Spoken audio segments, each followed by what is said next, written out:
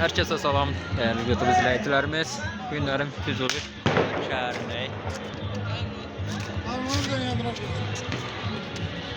Günlerim Füzuli şəhərindəyik, baxın.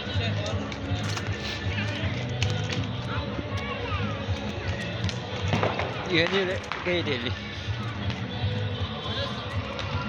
Hər kəs bayramı qeyd edir.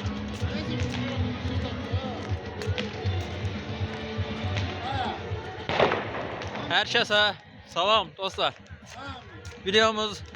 Yeni videomuz yayınlandı. Maraklı bir akışıyor şu anda. Maraklı bir akışıyor. Günlerim Füzuli şəhərindəyik.